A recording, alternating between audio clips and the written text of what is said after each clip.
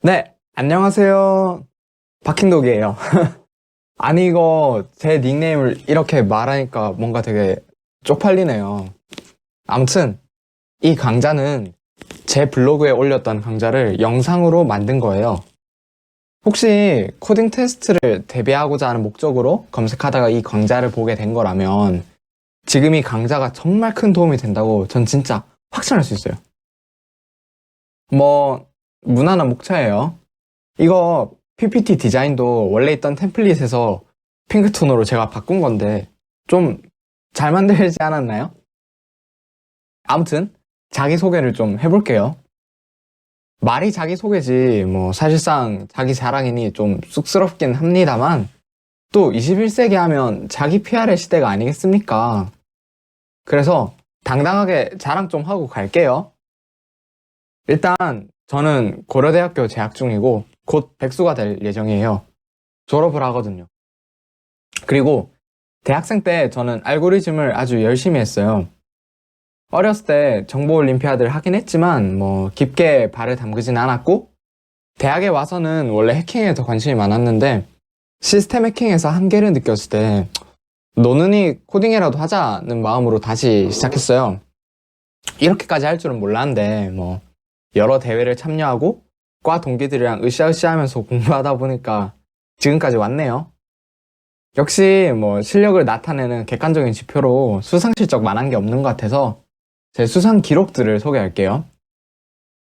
이쪽 대회에서 가장 큰 형님인 ICPC의 경우 2018년 서울 리저널에서 대학 기준 6th place 등수 10등, 2018년 하노이 리저널에서 대학 기준 5th place 등수 5등, 2019년 서울 리저널 대학 기준 12 등수 20, 2019년 다낭 리저널 대학 기준 6 등수 6등을 기록했어요. 그리고 삼성에서 주최하는 프로그래밍 대회인 SCPC에서 2017년, 2018년 모두 5등상을 받았고 카카오 코드 페스티벌에서도 2018년에 5등상을 받았어요. 또 온라인으로 진짜들끼리 알고리즘 역량을 겨룰 수 있는 코드포스 사이트에서 저는 탑 레이팅 2299를 찍은 이후에 마치 우리나라 코스피 마냥 오렌지 박스권에서 머무르고 있어요. 코드포스를 처음 들어보셨다면 오렌지가 어느 정도인지 감이 잘 안 오실 텐데 대략 상위 한 1, 2% 정도에 속하는 레이팅으로 어디 가서 나 알고리즘 공부 좀 했다 라고는 충분히 말할 수 있는 정도의 레이팅이에요. 롤로 따지면 다이아 3 정도 돼요. 그 외에도 알고리즘 강의와 크게 상관은 없지만 육목을 두는 AI끼리 경쟁하는 삼성전자 DS 부문 육목 알고리즘 대회에서 1인 팀으로 2017, 2018년 모두 우승했고 해킹 및 암호학 분야에서도 2017 암호경진대회 우수상, 삼성전자에서 주최한 SCTF 2017년 암호학 부문 특별상, 코드게이트 2019 대학생부 2등, 그리고 데프콘을 포함한 다양한 국내외 CTF 참여 경험을 가지고 있어요. 단순히 자기 자랑을 하려고 수상 실적을 나열한 것은 아니고 당연히 국내에서 알고리즘을 저보다 잘하는 사람은 수두룩 빽빽하지만 알고리즘 분야에서의 실적을 봤을 때 그래도 여러분이 온 오프라인에서 접할 수 있는 대부분의 알고리즘 관련 강사들보다는 제 실력이 나을 거니까 절 딱 믿고 따라오면 된다. 그런 얘기를 하고 싶었어요. 좀 믿음이 가나요? 또 저는 강의 경력도 적당히 가지고 있어요. 애초에 지금 이 강의도 블로그에 있던 강의를 옮긴 거고 삼성 리서치랑 삼성전자 인재개발원에서 어드밴스드 등급 보유자들을 대상으로 프로페셔널 등급을 획득할 수 있게 해주는 튜터링과 강의를 한 적도 있어요. 또 특정 기관의 코딩 테스트 문제에 출제한 경험도 있어요. 다만 NDA를 작성하기도 했고 굳이 법적 문제가 아니더라도 상식적으로 제가 출제한 문제를 써먹는 건 올바르지 않기 때문에 어떤 기관이었는지 어떤 내용을 출제했는지 등은 절대 드러내지 않을 거예요. 작년에는 서울에서 취준생을 대상으로 A형을 취득할 수 있게 도와주는 무료 특강을 진행하기도 했으니까 괜히 자기 잘났다고 강의를 어려운 내용으로 도배해두고 혼자 신나가지고 뇌절하는 건 아닌가 하는 걱정은 안 하셔도 돼요. 코딩 테스트를 준비하는 분들이 어떤 내용에서 어려워하는지를 잘 알고 있기 때문에 기초부터 시작해서 정말 꼼꼼하고 또 자세하게 설명을 할 거예요. 이제 강의를 소개해 보려고 해요. 제 강의는 C, C++ 언어를 알고 있지만 자료구조와 알고리즘을 약한 취준생, 학부생, 비전공자를 대상으로 하는 강의예요. 이미 자료 구조나 알고리즘을 잘 아는데 복습을 위해 강의를 보는 것도 물론 환영이지만 기본적으로는 시청자가 자료 구조와 알고리즘에 대한 선수 지식이 없는 가정하에 커리큘럼을 구성했으니 참고 부탁드려요. 만약 지금 프로그래밍 언어에 대한 학습이 부족한 상황이라고 한다면 직접 코딩을 해볼 일이 많은 이 강의의 내용을 따라갈 수가 없기 때문에 일단 언어부터 익히고 나서 강의를 들어주세요. 만약 C 언어를 알고 있는데 C++은 잘 모른다 라고 하면 그건 강의를 따라오는데 큰 문제가 없어요. 강의에서 다소 생소할 수 있는 C++ 문법들에 대해서는 설명을 해두었기 때문에 굳이 C++를 마스터하고 이 강의를 들으려고 하기보다는 강의와 함께 C++ 공부도 병행하면 돼요. 제일 애매한 경우가 자바나 파이썬으로 코딩 테스트를 응시할 분들인데 일단 저는 시간이 많을 경우 가능하면 그러니까 C++로 옮겨 타서 코딩 테스트를 보는 게 좋다고 생각을 해요. 끼케야 10줄 내외 함수를 작성하는 부류의 코딩 테스트라면 뭐 크게 상관없지만 기본적으로 자바, 파이썬은 동작 속도가 느려서 전수조사 문제에서 손해를 보고 인터넷상의 자료도 C나 C++에 비해 많이 부족해요. 그런데 응시하는 코딩 테스트에서 자바나 파이썬을 지원해 준다면 뭐 웬만하면 두 언어로도 정답을 받을 수 있게 해뒀을 거니까 이미 자바나 파이썬이 너무 친숙해서 난 바꾸고 싶지 않다 라고 하면 뭐 그렇게 하셔도 돼요. 다만 이 강의는 C++로 된 코드만 제공을 해요. 각 언어에 맞추어 자료를 다 따로 준비할까 생각도 해보긴 했는데 그렇게 되면 자료를 만드는 게 너무 시간이 많이 들어서 힘들 것 같아요. 일단 C++ 버전을 끝낸 후에 각 언어 버전을 따로 제작할지 말지 생각을 해보려고요. 그래서 자바나 파이썬으로 코딩 테스트를 치려고 한다면 당장은 달리 방법이 없어요. 그래도 C++에 특화된 구현을 제외한 나머지 내용은 언어와 크게 상관이 없으니까 일단 강의를 한번 들어보고 도저히 안 되겠다 싶으면 제 강의 대신 코딩 테스트를 치고자 하는 언어에 특화된 강의를 찾아서 보세요. 제 강의의 목표는 여러분이 삼성전자 소프트웨어 테스트 A형과 B형 중간 수준의 코딩 테스트를 통과할 수 있게끔 도와드리는 거예요. 이 정도 난이도면 어떤 기업의 코딩 테스트를 준비하더라도 다 커버가 될 거예요. 이 강의는 첫째도 코딩 테스트, 둘째도 코딩 테스트, 셋째도 코딩 테스트가 그 목적이니까 학부 수업과는 다르게 자료구조, 알고리즘이 실제 어떤 문제에서 쓰이는지 그리고 어떻게 구현을 효율적으로 할 수 있는지를 깊게 다뤄요. 또 해쉬와 같이 현실적으로 코딩 테스트에 나올 가능성은 0에 가깝지만 그래도 차마 그냥 넘어가긴 좀 그런 개념들은 면접에서는 충분히 물어볼 수 있지만 코딩 테스트를 대비할 땐 필요가 없다 와 같은 설명을 덧붙여 놓기 때문에 자연스럽게 자신의 목적에 따라 내용을 취사 선택할 수 있다는 장점도 있어요. 강의는 오리엔테이션을 포함해서 총 32강으로 예정되어 있어요. 왜 굳이 10진수로 안 하고 16진수로 번호를 붙였냐고 하면 할 말은 없지만 그게 또 지전 해커의 스웩이 아닐까요? 뱀. 네, 뭐. 각 단원 내용은 하루 혹은 이틀 정도 투자하면 이해할 수 있는 분량인데 초반에는 내용이 쉬우니 진도가 잘 나가고 뒤로 갈수록 어려워지는 점을 감안해서 초반에는 빨리빨리 넘어가면 좋겠어요. 각 단원에는 연관이 있는 연습 문제도 엄청 많이 제공돼서 적어도 3문제에서 5문제 정도는 푼 후에 다음 강의로 넘어가시면 좋겠고 모든 강의를 다 듣고 나면 산더미 같이 쌓인 문제를 주구장창 풀면 돼요. 진짜 자기가 많이 짜봐야 늘어요. 꼭 많이 짜보세요. 주말 없이 알고리즘을 몰빵해서 하루 8시간 이상 빡공을 하면 2달 안에 끝낼 수 있고 다른 활동과 병행해야 해서 그렇게 하기가 힘들면 넉넉하게 4달 정도 잡으시면 될 것 같아요. 설마 코딩 테스트가 하루나 일주일 정도 남았는데 한그렇게 오리엔테이션부터 정주행하고 계신 분은 없겠죠? 그런 분이 있다면 이 강의는 그만 보시고 차라리 기출문제들 모음집이랑 풀이를 훑어보세요. 당연히 완강을 할 수 있다면 당연히 완강을 하는 게 좋지만 당장 한 달 후에 코딩 테스트를 친다거나 자소서를 준비해야 한다거나 하는 이유로 시간이 촉박해서 현실적으로 완강을 하는 게 불가능할 경우에는 어떻게든 짬을 내서 0x11강까지만 보시고 기출을 최대한 많이 푼 후에 코딩 테스트에 임하시면 그래도 충분히 승산이 있어요. 0x12강 이후의 내용들도 코딩 테스트에 충분히 나올 수 있지만 보통은 대부분의 문제들이 0x11강 이전의 내용들 정도로 나오는 경우가 많고, 특히 삼성 A형 같은 경우도 대놓고 출제 범위를 알려주는 건 아니지만 일단 지금까지는 전부 BFS, DFS, 백트래킹, 시뮬레이션 문제였거든요. 전반적인 강의 진행 방향을 알았으니 이번에는 코딩 테스트가 무엇인지를 다뤄볼게요. 코딩 테스트는 주어진 문제를 정해진 시간 제한과 메모리 제한대로 해결할 수 있는 능력을 측정하는 테스트예요. 이전에 온라인 저지 사이트에서 문제를 풀어본 적이 없으면 대체 무슨 소린가 싶을 텐데 대충 이런 식이에요. 10 이하의 두 자연수가 한 줄의 공백을 사이에 두고 주어진다. 두 자연수를 합한 값을, 합산 결과를 출력하라.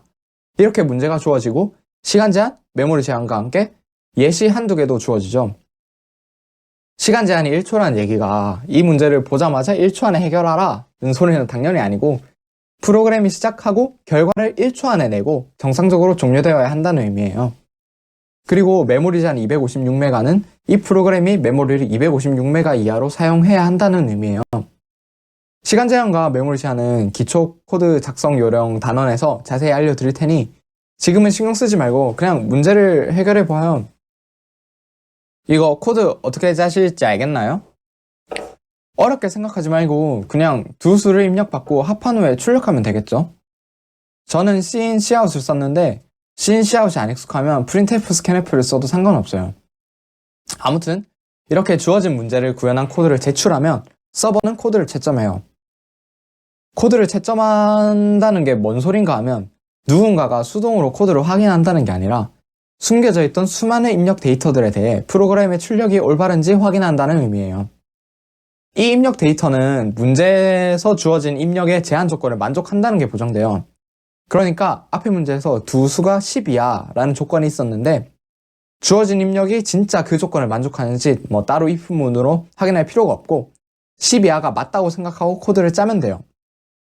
제가 짠 코드는 모든 입력에 대해 올바른 출력을 냈고 시간 제한과 메모리 제한도 다 준수했으니 이 문제를 맞은 걸로 처리가 돼요. 참고로 이렇게 코드의 채점을 진행하는 입력 데이터를 테스트 케이스나 줄여서 TC라고 불러요. 이번에는 동일한 문제에서 올바르지 않은 코드를 제출했다고 해볼게요. 문제를 제대로 안 읽고 그냥 9만 출력하는 코드를 제출하면 어떻게 될까요? 일단 예시는 정상적으로 나오겠죠? 3 더하기 6은 9니까요. 차라리 아예 예시부터 잘못 나오면 차라리 빨리 틀렸다는 걸 깨닫고 제출 전에 고칠 텐데 안타깝게 됐네요. 아무튼 이렇게 잘못된 코드라도 제출을 하면 서버는 코드를 채점해요.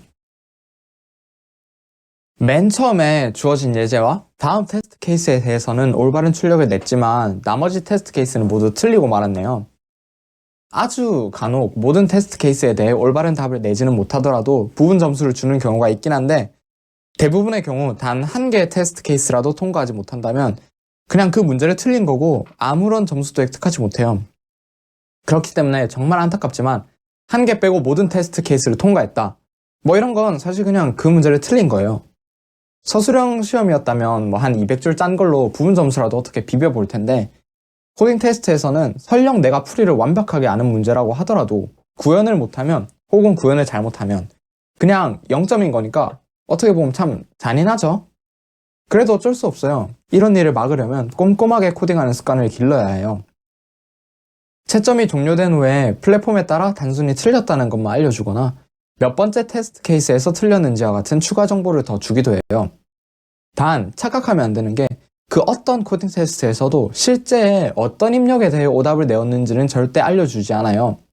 그러니까 지금 문제 상황을 예로 들면 세 번째 테스트 케이스에서 틀렸다는 것은 알려주는 플랫폼도 여러 있지만 입력 9, 7에서 틀렸다는 것을 알려주는 경우는 절대 없어요. 그걸 알려주면 정상적인 코드가 아니라 그냥 틀린 입력들만 출력을 끼워 맞추는 식으로 구현을 해버릴 수도 있기 때문에 그래요. 그렇기 때문에 내 코드가 틀렸을 때 어떤 발레가 존재하는지 찾는 게 꽤 어렵지만 정말 필요한 능력이에요. 이건 하다 보면 늘 거예요. 국내에서 많이 쓰이는 플랫폼들에서는 틀렸을 때 어떤 피드백을 주는지 확인해보면 일단 이쪽 업계의 가장 큰 형님인 백준 온라인 저지의 경우에는 단순히 틀렸다고만 표시할 뿐 어떤 테스트 케이스에서 틀렸는지는 알려주잖아요. 사실 일종의 꼼수로 퍼센테이지가 올라가다가 언제 틀렸습니다가 뜨는지를 보고 대충 짐작할 수 있긴 하지만 그건 패스할게요. 두 번째로는 코딩 테스트에서 많이 활용되는 프로그래머스예요. 여기는 각 테스트 케이스에 대한 결과를 다 알려줘요. 이건 여담이지만 이렇게 테스트 케이스가 7개밖에 없으면 테스트 케이스가 많이 빈약해서 잘못된 코드임에도 불구하고 통과될 수 있어요. 보통은 아무리 적어도 30개 정도는 두고 웬만하면 50개 정도는 넘게 해야 해요. 다르게 말하면 코딩 테스트 치는 입장에서는 개이득일 수도 있겠네요. 구름도 코딩 테스트에서 많이 활용되는 플랫폼이에요. 여기도 각 테스트 케이스에 대한 결과를 다 알려주네요. 마지막으로 소개해드릴 플랫폼은 SW 엑스퍼트 아카데미인데 여기는 삼성에서 직접 운영하는 플랫폼이에요. 다른 무엇보다 삼성 소프트웨어 역량 테스트가 동일한 플랫폼에서 진행되기 때문에 삼성 소프트웨어 역량 테스트를 응시하기 전에 여기를 한 번은 써볼 필요가 있어요. 여기서는 번호를 알려주는 대신 몇 개를 맞았는지 알려주네요. 그런데 꼭 주의해야 할 게 있어요.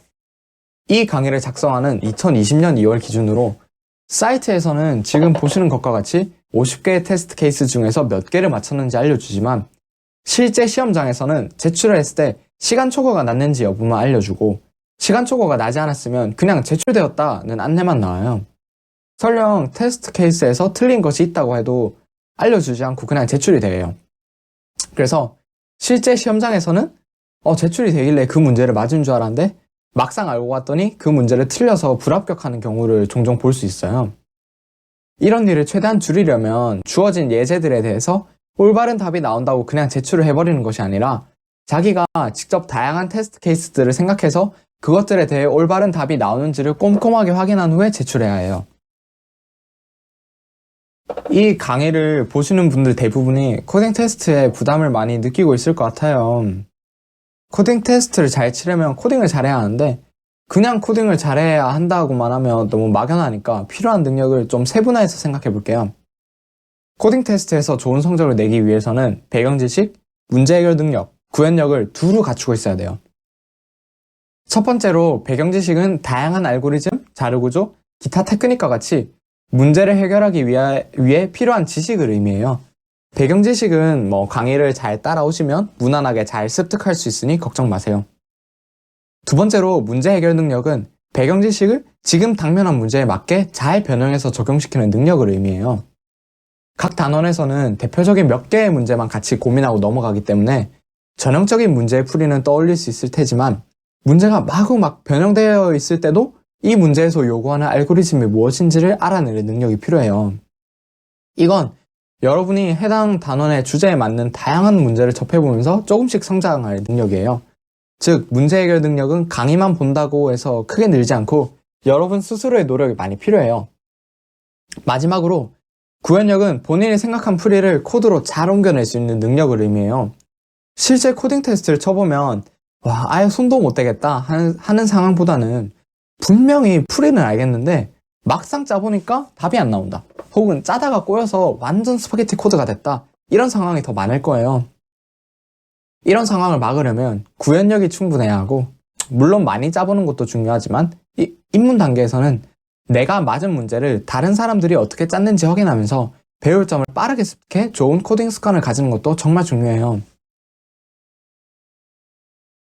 예를 들어 4칸짜리 배열에서 최대값을 찾는 문제를 생각해 볼게요. 제 첫 번째 풀이도 같이 확인해 보세요. 어레이 0이 나머지 3개보다 전부 큰지 확인하고 어레이 1도 확인하고 어레이 2도 확인하고 다 아니면 어레이 3을 반환한다. 로직 어떤가요? 맞는 것 같죠? 그런데 지금 이 코드는 사실 틀렸어요. 어떤 입력에 대해 문제가 생길 수 있는지 3초 드릴 테니 한번 찾아보세요. 잠깐 멈춰놓고 보셔도 돼요. 하나, 둘, 셋. 찾으셨나요? 찾으셨다면 정말 잘하셨습니다. 못 찾으셨어도 괜찮아요. 어디가 문제냐면 최대값이 한 개만 있지 않고 여러 개면 어떻게 될까요? 예를 들어 배열이 9, 9, 3, 1일 때 어레이 0이 어레이 1보다 크다. 이게 성립하지 않아 어레이 0이 반환될 수 없고 비슷한 논리로 따지면 어레이 1이 어레이 0보다 크다. 이것도 성립하지 않으니까 어레이 1도 반환될 수 없어요. 그래서 뜻하지 않게 8번째 줄까지 가서 어레이 3, 즉 1이 반환되겠네요. 조금만 고치면 잘 돌아갈 것 같은데 어떻게 수정하면 좋을지도 고민해 볼까요? 잠깐 동안 고민하는 시간을 가지고 계속 진행할게요. 두 번째, 네 번째, 여섯 번째 줄에서 초과 조건을 이상 조건으로 고치면 해결되겠네요. 고치고 나면 이제 이 코드는 올바르게 동작해요. 물론 지금 코드도 잘 동작하니까 나쁘진 않지만 솔직히 좀 노가다성이 짙어요. 그래서 조금 다른 방법으로 구현한 코드를 볼게요. 이건 아마 C 언어를 배울 때 예제로 한 번쯤은 봤을 코드일 것 같아요. 이 코드는 최대값을 나타낼 맥스 변수에 일단 어레이 0을 넣었다가 어레이 1, 어레이 2, 어레이 3을 순차적으로 살펴보며 맥스보다 큰 값이 나오면 해당 값으로 맥스를 대체하는 코드예요. 확실히 앞에 코드보다는 이게 훨씬 낫네요. 이것도 나쁘진 않지만 또 다른 방법으로 구현한 코드를 볼게요. 네, 이번에는 STL을 써서 날로 먹었어요. 맥스 엘리먼트는 가장 큰 원소가 있는 곳에 포인터를 반환하는 STL이기에 앞에 별을 달아 그 주소의 값을 반환하도록 했어요. 지금은 STL을 공부하는 시간이 아니니 굳이 강의를 멈추고 저것에 대해 찾아보고 올 필요는 없어요. 코드 자체는 나중에 익혀도 돼요. 이번 예시를 통해 하고 싶은 얘기는 이거예요. 물론 주어진 문제를 맨 처음 코드처럼 짰다고 해도 틀린 건 아니죠. 하지만 적어도 코딩 테스트라면 누가 봐도 지금의 코드가 더 좋을 거예요. 그러니까 문제를 맞았다고 해서 그걸로 끝내지 말고 다른 사람이 어떻게 구현했는지 살펴보시면 지금의 맥스 엘리멘트 함수와 같이 유용한 함수를 건져갈 수도 있고 아예 더 나은 풀이를 알게 될 수도 있어요. 정리하면 구현력을 올리기 위해 문제를 많이 풀어야 함은 물론이고 다른 사람이 어떻게 구현했는지를 살펴봐 좋은 코드는 흡수하며 자신에게 최적화된 코딩 스타일을 계속 구축해가는 게 좋아요. 이제 거의 다 끝났어요. 다음은 환경 세팅에 대한 부분인데 강의를 듣는 동안 코딩을 계속 할 테니 C++를 컴파일할 수 있는 환경을 만들어 두셔야 해요. 윈도우 사용자는 비주얼 스튜디오 2017이나 2019를 가장 많이 사용할 것 같고 저는 윈도우에서 비주얼 스튜디오 코드를 사용하고 있긴 한데 이외에도 C라이언, 데브 C++, 코드블럭스 등 어떤 IDE를 쓰시더라도 상관이 없어요. 다만 비주얼 스튜디오 2017, 2019는 기본적으로 MSVC 컴파일러를 쓰는데 거의 모든 채점 서버는 GCC 컴파일러를 사용하고 MSVC에서는 못 쓰는데 GCC에서는 쓸 수 있는 기능이 아주 일부 있긴 해요. 가장 대표적으로 MSVC에서는 배열을 선언할 때 그 크기로 변수를 이용할 수 없는데 GCC에서는 가능해요. 이를 VLA라고 불러요. 그래서 처음에는 가능하면 비주얼 스튜디오 코드로 환경을 구축해달라고 할까 했는데 삼성전자 시험장에서도 비주얼 스튜디오 2017이 설치되어 있고 강의를 듣는 분 중 대다수가 비주얼 스튜디오 2017이나 2019를 쓰는 것 같아. 그냥 편하신 걸 쓰시면 돼요. 제 강의 자료 내 코드는 전부 MSVC, GCC 양쪽에서 잘 돌아가는 코드들이에요. 다만 나중에 제 코드를 확인해 보시면 샵 include bits stdc++.h라는 것을 많이 볼 수 있을 텐데 bits 폴더 안에 stdc++.h는 미리 수많은 헤더들을 다 include 해두어서 우리가 코드에서 쓰는 헤더들을 하나하나 include 하는 번거로움을 덜어줘요. 이 헤더는 GCC에는 있지만 MSVC에는 없기 때문에 비주얼 스튜디오 2017, 2019에서 이 헤더를 쓰고 싶으면 따로 헤더 폴더에 넣어줘야 돼요. 자세한 건 구글에 bits/stdc++.h 비주얼 스튜디오 2017이라고 검색해보면 어떻게 해야 하는지 잘 나와 있어요. 귀찮으면 안 해도 되긴 하지만 이걸 안 해두면 저나 다른 사람의 코드를 직접 돌려보고 싶을 때 매번 헤더를 교체하고 돌려야 하니까 그게 번거로울 것 같아요. 그러니까 비주얼 스튜디오 2017, 2019를 쓰시면 강의가 끝나고 bits stdc++.h에 대한 처리는 바로 하는 걸 추천드릴게요. 하지만 삼성전자 소프트웨어 역량 테스트 시험장에서는 해당 헤더를 못 쓰게 제한하니 알고리즘, 스택, 벡터 등과 같은 대표적인 헤더들은 이름을 잊으면 안 돼요. 지금 당장 저 세 개를 외우라는 의미는 아니고 나중에 나올 때 알려드릴게요. 그리고 연습 문제들은 백준 온라인 저지에 있는 문제들로 제공이 돼요. 그러니까 백준 온라인 저지에 회원가입을 하시고 그 밑에 있는 그룹 URL에 들어가서 그룹에도 가입 신청을 해주세요. 가입 승인이 되고 나면 그룹 내의 문제집에서 연습 문제들을 확인할 수 있어요. 이제 얼추 첫 오리엔테이션으로 알려드릴 내용은 끝이 났어요. 사진은 대충 상업적 이용이 가능한 이미지를 하나 걸고 왔는데 예쁘지 않나요? 살짝 TMI이긴 한데 이 강의를 보시는 분들 대다수가 취준생일 테니 저랑 동년배거나 형 누나 뻘이겠더라고요. 애초에 지금 이 오리엔테이션을 보시면 알겠지만 막 인강 강사 스타일로 각 잡고 유창하게 샬라샬라 하는 강의는 아니기도 하고, 또 대충 20년의 부산 생활과 4년의 서울 생활이 섞여가지고 말투도 막 프로페셔널한 느낌은 아니긴 해요.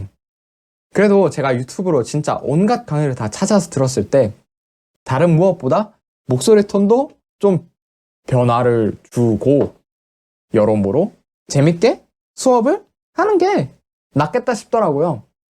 그래서 이번 단원도 그렇게 만들었고, 앞으로도 가뜩이나 재미없는 내용 조금이나마 즐겁게 익혀 가시라고 잘 만들어 볼 테니까, 이걸 들을 때 시간 맞춰서 인강 챙겨 듣는다고 생각하면서 너무 고통받지 마시고, 너무 고통스러워하지 마시고, 친한 친구나 동생에게 수업을 받는다는 느낌으로 접근을 하시면, 또 혹시 아직 취업은 한참 멀었는데 개인적으로 공부를 하고 싶어서 이걸 듣는 아주 대단한 학부생이 있다면, 형이나 오빠에게 수업을 받는다는 느낌을 가지시면 끝까지 완주하는 게 조금 덜 힘들지 않을까 하는 생각이 살짝 드네요.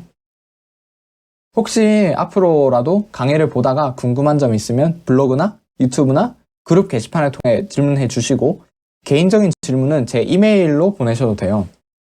능력이 되는 한 답을 드릴 것이지만, 문제를 풀다가 생긴 질문은 꼭 저를 통할 필요 없이 BOJ 슬랙이나 카카오톡 오픈 채팅방과 같은 오픈 커뮤니티에 질문을 하는 게 더 빨리 답을 얻는 방법일 수도 있어요. 다음 단원에서 만나요. 안녕.